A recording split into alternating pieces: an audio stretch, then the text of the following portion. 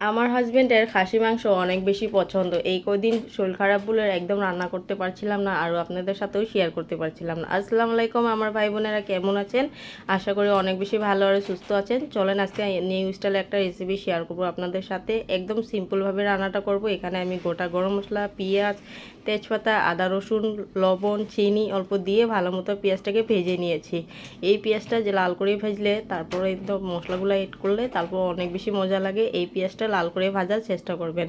তারপরে এই তো দেখতে পাচ্ছেন গোটা গরম মশলা শিল্পটা পেটে রেখেছি, আর দিয়ে দিলাম এই তো খাসি মাংসটা। এই খাসি মাংসটা পেঁয়াজ, আদা রসুন মানে লবণের সাথে ভালো করে অল্প ভাজতে থাকবো। 10 মিনিটের মধ্যে ভাজা করলে হয়ে যাবে। তো এই মাংসটিকে মানে জলটা ছেড়ে দিবে, এই জন্য আর কি পেঁয়াজ আদা রসুনের পেস্টের সাথে মাংসটা ভাজলে বেশি ভালো। তো এখন নতুন স্টাইলে একটা রেসিপি মানে শেয়ার করব। কি বললাম, এই তো দেখতে পাচ্ছেন এখানে আমি গোটা গরম মশলা পিষে রেখেছি, দিয়ে দিলাম ধনে গুঁড়া, জিরা গুঁড়ো, হলুদ, লঙ্কা গুঁড়ো। এই লঙ্কাটা গরম মানে গ্রাম থেকে এনেছিলাম, অনেক বেশি ঝাল, এই জন্য অল্প করে দিলাম। তারপর অল্প পানি দিয়ে ভালো মতো এই তো গুলিয়ে নিব। আর এইভাবে রান্নাটা করলে অনেক বেশি মজা লাগে, তো একবার ট্রাই করবেন অবশ্যই।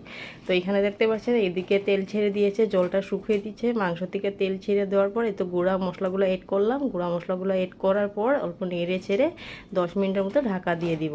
তো অল্প মশলাগুলো ভালো মতো মিক্স করে নিই। এই মাংসটার মানে রেসিপিটা যেই মশলাটা আমি এড করছি, এইভাবে রান্নাটা একবার করে দেখেন, অনেক বেশি মজা লাগে আর তাড়াতাড়ি রান্নাটা হয়ে যায়। তো শর্টকাটে যদি রান্না করেন তো এইভাবে একবার ট্রাই করে দেখবেন। আর আজকে রান্না করব পেঁপে দিয়ে আর আলু দিয়ে।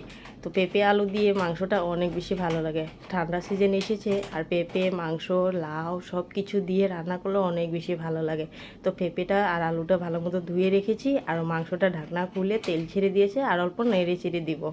এখন দিয়ে দিব পেঁপে আরও আলুটা, আর অল্প নেড়ে নিই। অল্প কষানিটা টাইম নিয়ে কষাতে হবে, গ্যাসটা লো ফ্লেমে রেখে রেখে ভালো মতো কষাতে হবে, জানি মাংসটার গন্ধ চলে যায়। খাসি মাংস অনেকে খেতে খারাপ পায় গন্ধর জন্য।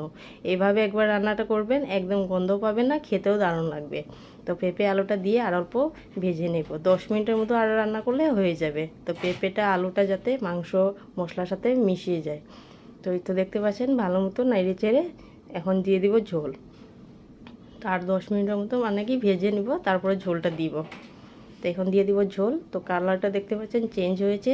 ঝোলটা দিয়ে দিলাম। ঝোলটা দিয়ে গ্যাসটা লো ফ্লেমে রেখে 20 মিনিটের মতো একদম ঢাকা দিয়ে দিব।